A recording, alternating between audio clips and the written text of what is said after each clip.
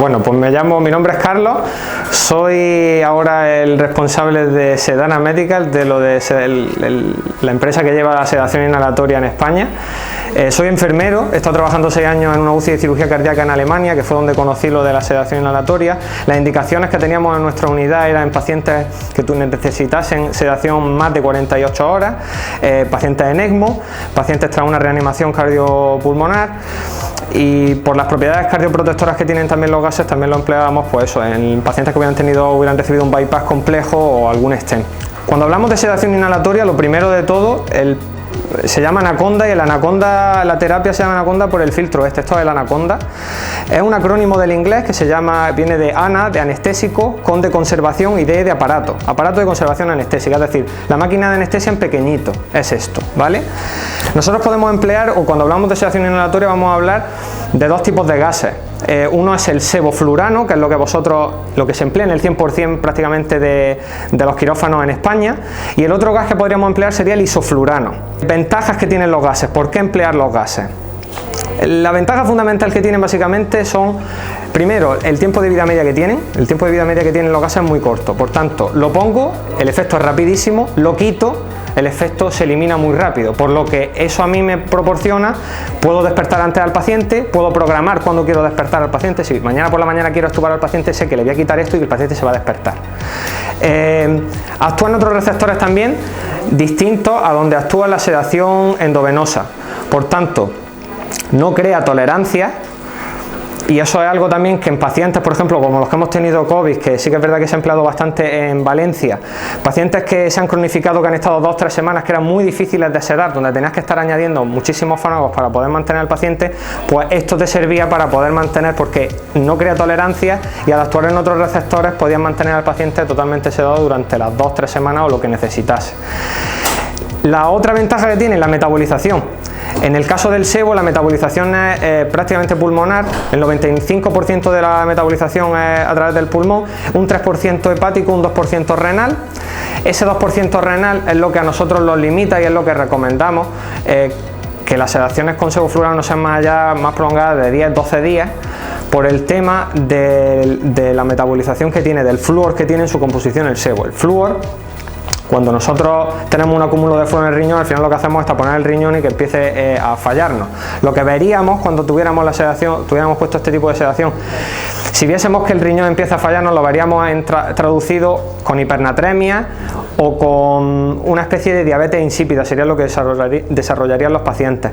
Pero sí que es verdad que aquí en España hemos tenido pacientes en La Paz 30 días sedados con sebo, en Gregorio Marañón pacientes pediátricos 25 días sedados en ECMO, en Valdebrón 20 días sedados en ECMO con sebo, y no hemos visto este tipo de problemáticas. Pueden surgir, por eso siempre las comento, pero no es algo que veamos frecuentemente. El caso del ISO, y es por lo que el isoflurano es lo que se está intentando rescatar ahora cuando se habla de sedación inhalatoria, cuando las unidades ven que tiene una ventaja o que tiene un sitio en una cabida dentro del protocolo de sedación. El ISO tiene la ventaja de que es más barato, es más potente, y la metabolización es exclusivamente pulmonar. 99,9% se metaboliza a través del pulmón. No toco hígado, no toco riñón para nada. Por eso el Valdebrón, La Paz, Lleida, Cáceres y Macarena de Sevilla ya han rescatado el isoflurano para este tipo de pacientes. Indicaciones. Siempre cualquier paciente que necesitemos sedar sería una indicación para emplear esto. Donde además aporta una ventaja o un potencial efecto terapéutico, pacientes que tengan un distrés o que tengan cualquier problema pulmonar, porque broncodilatan. De hecho, en esta terapia, en esta problemática que hemos tenido, el Instituto Carlos III de Madrid, de los 1000 estudios que se presentaron, 8 han financiado, y uno de ellos ha sido el efecto broncodilatador y modulador de la respuesta inflamatoria del sebo. Después tenemos los pacientes cardíacos, tenemos una protección cardíaca. Esto se ha estudiado en León y en Málaga, y vieron básicamente con los estudios que los pacientes que habían sido anestesiados en quirófano y que continuaban con la sedación inhalatoria lo que hace es vasodilatar, y al vasodilatar hay mayor reperfusión, mayor oxigenación, y lo que veían traducido es que la troponina, CK y todos los marcadores cardíacos estaban más disminuidos en este tipo de pacientes. También se han hecho estudios retrospectivos viendo que hay como un 30% menos de mortalidad en los pacientes, un estudio de 740 pacientes aproximadamente, en los pacientes sedados con inhalatoria. Y luego también hay algunos casos también descritos en la literatura, como pasó aquí, en las propiedades anticonvulsivas.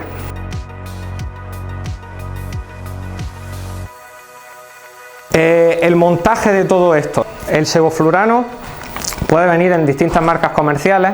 Vosotros la que tenéis actualmente es Avi, la que probablemente tengáis en el futuro sea Buster. Independientemente del formato, lo único que va a cambiar va a ser el adaptador que voy a necesitar emplear. Para esto, estas botellas vienen preparadas para el quirófano, entonces para colocarla en el vaporizador, y de aquí yo no puedo extraer absolutamente nada. Para poder extraer el gas, que siempre está en estado líquido, necesito un adaptador. Este adaptador en concreto se coloca empujando y girando. No tiene más, ¿vale?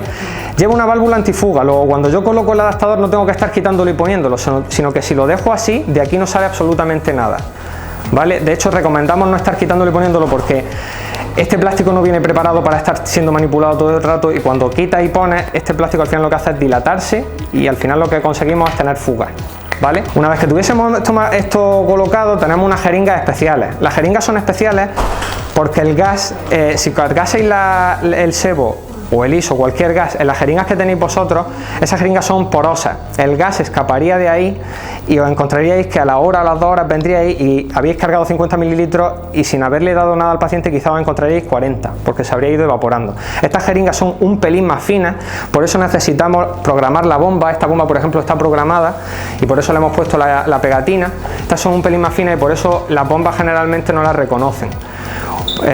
Para que quede registrado, si alguna vez os pasase esto porque tuvieseis 2-3 pacientes, como ha pasado en esta historia, y electromedicina está agobiada y no puede, lo más sencillo cuando yo coloco esto en cualquier de las jeringas que tenéis sería colocar entre el ganchito ahora cuando se enciende lo vamos a hacer, colocaríamos una gasa, esa gasita o un cartoncito. Eso lo que va a hacer es que el grosor lo detecte y engañemos a la jeringa y nos permite usarla.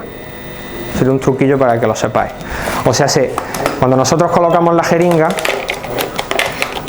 que va colocada en el riel verde, aquí colocaríamos un cartoncito o una gasita y después apretaríamos. La gasita estaría ahí en medio, ¿vale?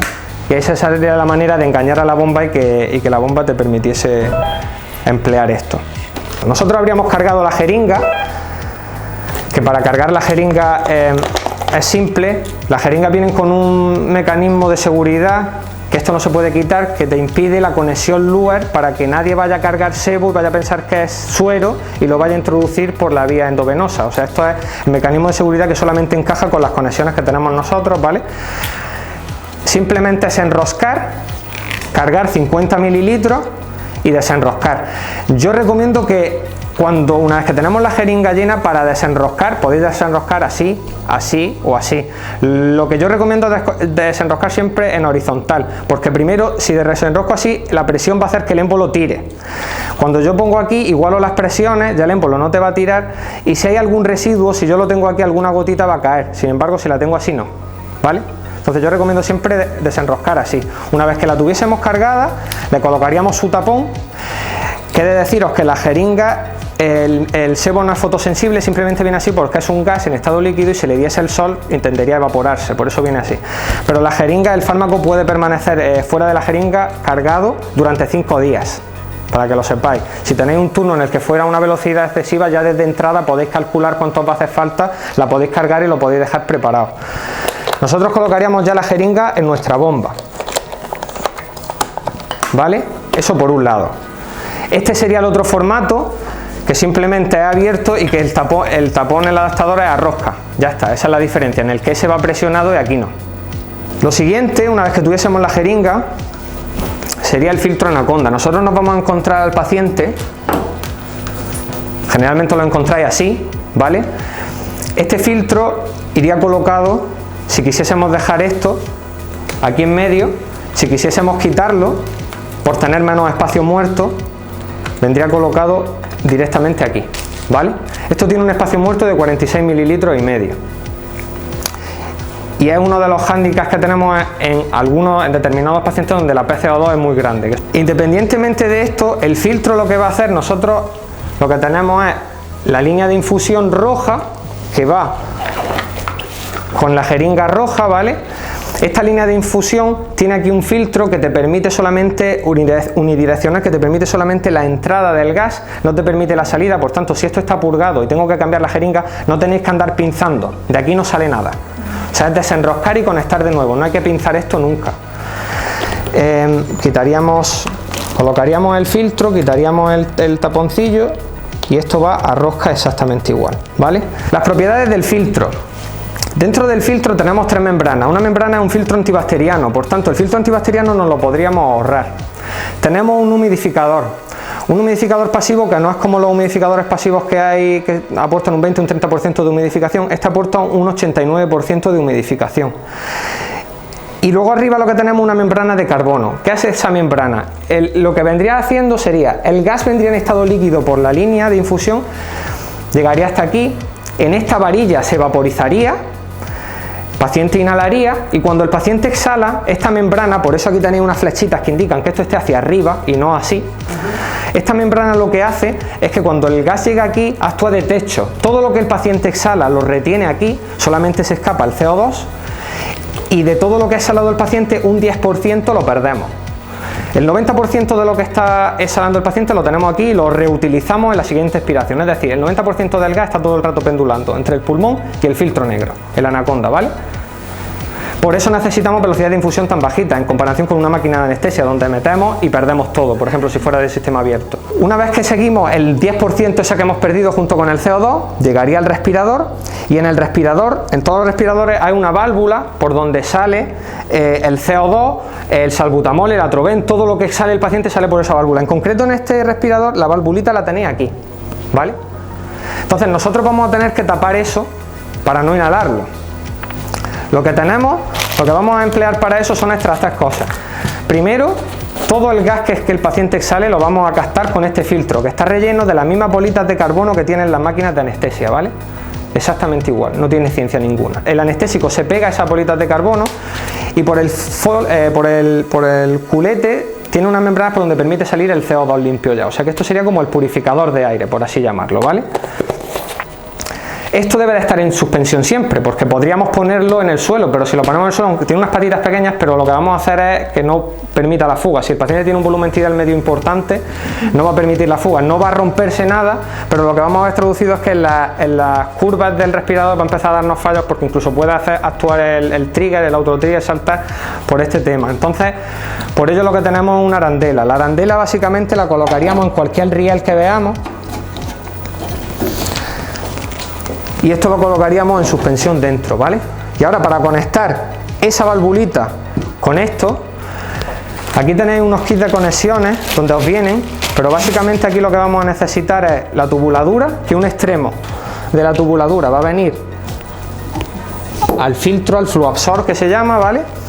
Y aquí para conectar esto, como veis, está holguero. Lo que necesitamos es el otro adaptador, un adaptador verde, ¿vale? Este adaptador verde va a ser el que voy a conectar aquí a la tubuladura y ahora esto lo colocaríamos aquí para que esté hermético, ¿vale? O sea, recapitulando, el gas viene por la jeringa, llega a la anaconda, se vaporiza, paciente inhala, exhala, el 10% llega al respirador y aquí lo captamos. Aquí caben 10 jeringas, ¿vale? Yo generalmente recomiendo, por tema de que lo que recomiendo es tener con un Rotring y ir marcando cada jeringa cada vez que la usamos, porque esto es lo único de todos los componentes que se puede reutilizar. Es decir, esto siempre va a venir con un tapón y su pegatina, que va a estar aquí colocada. Cuando yo termino la terapia, cojo el tapón, se lo pongo, le paso una toallita y lo guardo. Y cuando tiene 10 jeringas es cuando esto se elimina, ¿vale? Mientras tanto, Yo lo que recomiendo es que a las 8 jeringas se elimine, porque siempre contamos con 2 jeringas que a lo mejor a la gente se le puede olvidar, pero bueno, aquí en realidad caben 10. Y luego, recapitulando, las jeringas recomendamos un solo uso, porque si las reutilizamos, el problema que tenemos es que la jeringa viene lubricada para que esto funcione dócil.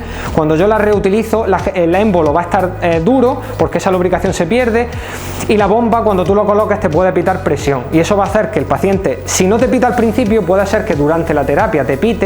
Si tú tienes un paciente infeccioso y te pita, el paciente a lo mejor se va a despertar mientras te estás vistiendo, y eso va a generarte toda la historia. Entonces, por eso recomendamos jeringa un solo uso. El filtro, como hemos dicho antes, cada 24 horas, sobre todo por la problemática que tenemos del flúor, que se cristaliza y empieza a no vaporizar. Por tanto, si no lo cambiamos, lo que vamos a tender a ver es que va a haber un aumento de dosis, y vamos a tender a pensar que es tolerancia al fármaco. No es tolerancia, es simplemente que el gas se ha cristalizado y esto no funciona. Y por lo demás, el resto de tubuladuras que hemos empleado, y esto se emplea una por paciente, eso no hay que cambiarlo de ningún modo. Una vez que empezamos, lo primero que tenemos que hacer, una vez que tuviésemos colocado ya todo, en el momento en el que ya está todo esto colocado, entonces empezamos y purgamos el sistema. Para purgar el sistema, lo primero que hay que hacer, o sea, el cablecito para que llegue el gas tal que está aquí, hay que dar un bolo, nunca manual, es siempre con la bomba, de 1,2 mililitros.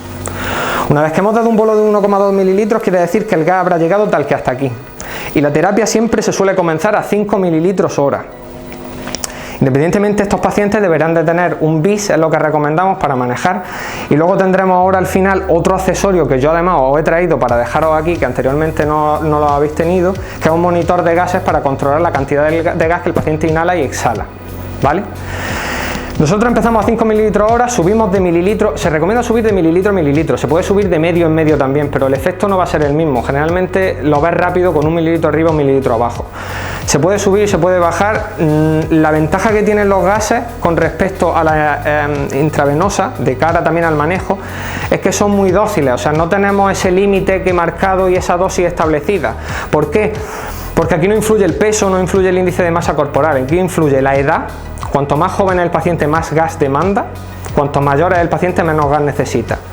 He llegado a tener pacientes de 75 años con 1 mililitro hora y un RAT de -4, para que os hagáis una idea, 1 mililitro hora. Y he llegado a tener pacientes jóvenes, politoxicómanos, que han necesitado 27 mililitros hora. Va un poco ahí. Eso es una de las cosas que me marca. Y la otra variable que no podemos cuantificar es la patología o el estado pulmonar que tenga el paciente. Si el paciente tiene atelectasia, si el paciente tiene fibrosis pulmonar, si el paciente tiene un distrés, todo eso va a influir en la cantidad de pulmón que tengo yo accesible para poder captar gas. Y eso va a ser un poco lo que... Entonces, al final, ¿esto cómo se maneja, Carlos? Pues empezamos a 5 mililitros y eres libre. Tú te marcas un objetivo de sedación y puedes ir subiendo o bajando, siempre controlando la hemodinámica, hasta alcanzar tu objetivo de sedación. Lo peor que le puede pasar a un paciente es que te pase y lo anestesie.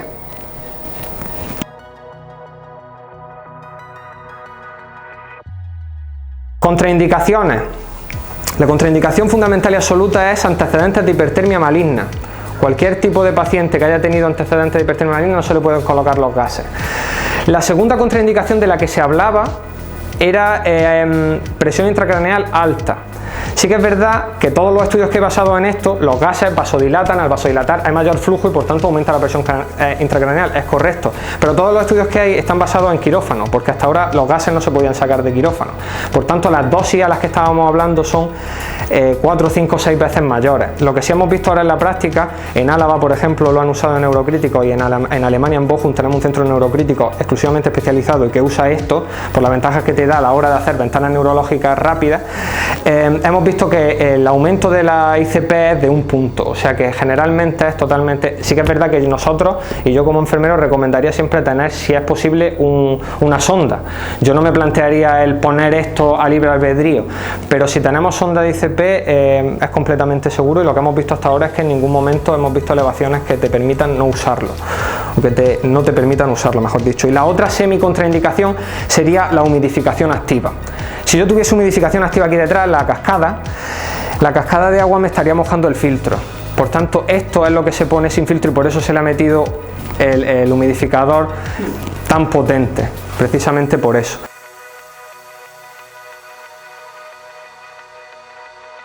Si necesitásemos humidificación activa sí o sí, o tuviésemos un paciente con una PCO2 el cual no soportase este aumento de espacio muerto, la otra opción sería emplearlo como justo lo emplea pediatría, y sería ponerlo justo en la salida inspiratoria, o sea, este filtro fuera y esto se pondría aquí. Ventajas que tengo: ya puedo poner cascada porque la cascada está detrás, o sea, ya no me molesta. Segunda ventaja, no tengo espacio muerto porque ya lo he compensado. Entonces, Carlos, ¿por qué no lo colocamos directamente ahí? Pues básicamente no se coloca ahí porque ahí gastamos más gas. Ahí actúa como un vaporizador exactamente igual que la máquina de anestesia.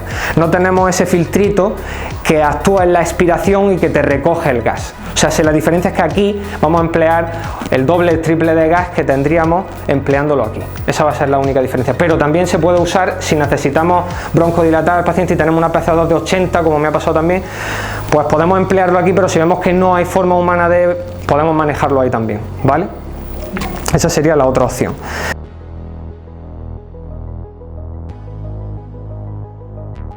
Opcionalmente, el monitor os va a marcar una canografía, una curva de canografía, y os va a marcar la cantidad de gas que el paciente inhala y la cantidad de gas que el paciente exhala. Los valores de exhalado correspondientes a un RAT de -3, -4 de exhalado suelen estar comprendidos entre 0,6 a 1,4. Esos son los valores donde nos solemos mover. Ya digo, esto al final es un accesorio complementario que no necesitamos porque, como he dicho antes, os acabo de dar unos valores. Esos valores están basados en la CAM, concentración alveolar mínima, la cantidad de gas que necesitamos tener en el pulmón, en el alveolo, para estar anestesiado y soportar una intervención quirúrgica. Esa sería la definición teórica. Esa CAM y esos valores que os van a dar ahí, que os acabo de decir yo, de 0,6 a 1,4, son valores orientativos. ¿Por qué? Porque eso está basado en el 50% de la población. ¿Qué quiere decir esto? Que el 50% de la población, o el 50% de nuestros pacientes, van a estar dentro de esos valores, y otro 25 se nos van a salir por arriba y otro 25 se nos va a salir por debajo. ¿Por qué? Porque influye la edad, influye el estado pulmonar, que era lo que hablábamos al principio. Por eso esto al final es un poco otro accesorio extra. Nosotros, para conectar esto, necesitamos simplemente, esto es como el filtro antibacteriano que tiene el respirador y una trampilla de agua donde se condensa el agua que el paciente va exhalando para que no le llegue directamente al monitor y se rompa. ¿Vale? Esto es presionar y pinzar para quitar, no tiene... es presionar. Necesitamos una línea que va a ser macho-macho para poder medir, que un extremo iría conectado aquí y el otro extremo se conectaría en el puerto que tiene la anaconda aquí delante, ¿vale? Para poder medir. Nosotros ahora ya nos estaría dando después toda la curva y toda nuestra historia. Aquí elegiríamos incluso el gas que queremos, que marcaríamos sebo. Esto es girar y luego para confirmar es presionar. Aquí os daría la curva de canografía, aquí saldría el CO2, aquí saldría lo que inhala de sebo el paciente, el ET es lo que exhala. Ese sería el 0,6 a 1,4. El valorcito que nos interesa vendría aquí abajo, ¿vale? Si yo dejase esto así, que era como antiguamente se dejaba, el monitor está extrayendo gas, pero no se lo está quedando, el monitor lo expulsa también. En concreto este lo está expulsando por aquí. Si yo esto no lo tapo, tendría una fuga mínima, pero volvería a tener una fuga. Entonces, cuando yo he abierto esto antes, hemos utilizado esto y el adaptador y me han quedado dos cositas aquí que no había empleado. Estas dos cositas serían las que yo ahora emplearía. Una es una largadera de oxígeno normal y corriente, que un extremo vendría aquí, ¿vale? Que esto sería lo que estaría recaptando el gas que está saliendo del monitor.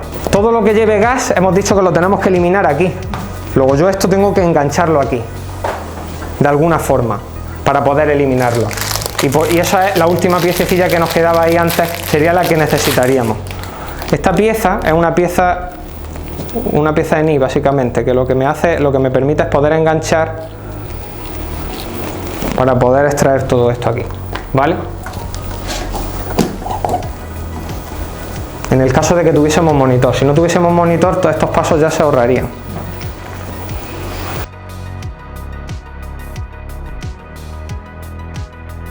Nosotros tendríamos montado esto así, como lo tendríais montado vosotros.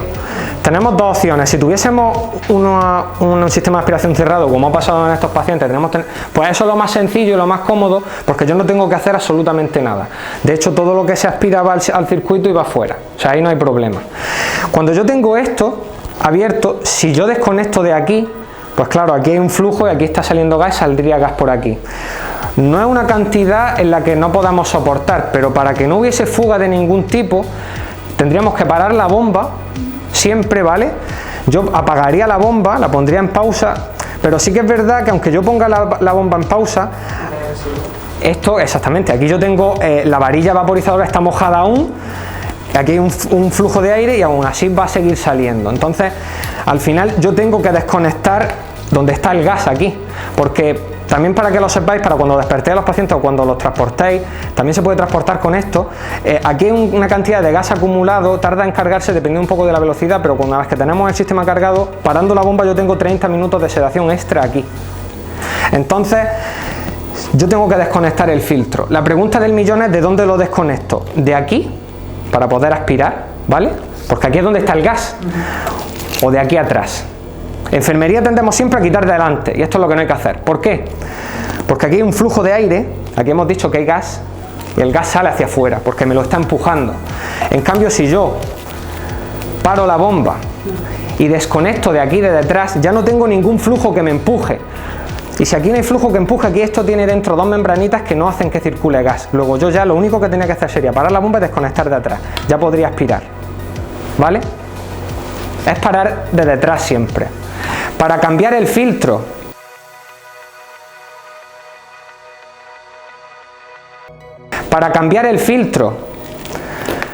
porque los cambios no hemos hablado de ellos, los cambios por el flúor que tiene en su composición el sebo, empieza a cristalizarse en la varilla. Entonces, si no cambiamos el filtro, lo que vamos a ver es que la varilla va a empezar a cristalizarse y vamos a tender a decir: ostras, a mí me dijeron que esto no creaba tolerancia, y veo que a partir del segundo o el tercer día tengo que empezar a darle más gas. ¿Cómo funciona esto? Esto viene porque la vida útil de esto ha acabado. Por eso cada 24 horas habría que cambiarlo. Es lo único que tenemos que estar cambiando. Para cambiarlo es lo mismo. Paro la bomba y siempre desconecto de atrás. Una vez que esto ya no tiene flujo, ya esto lo puedo desconectar, lo puedo tirar y lo puedo desechar normal. Y luego colocaría uno nuevo.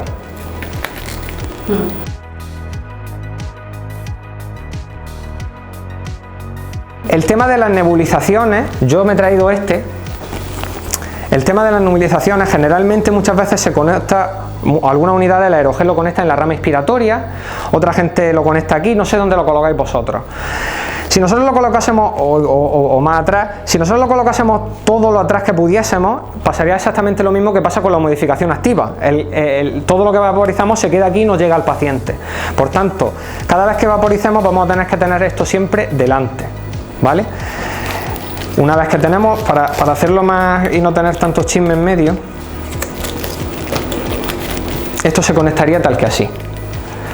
Así el paciente puede inhalar y no influye el filtro. Se puede inhalar todo. Lo único que deteriora más rápido el filtro es el flumil, porque las partículas son más grandes y te lo van a deteriorar antes. Que deteriorarlo lo vais a ver porque el paciente, de repente, que está tranquilo, vais a ver que te demanda más gas. Es filtro.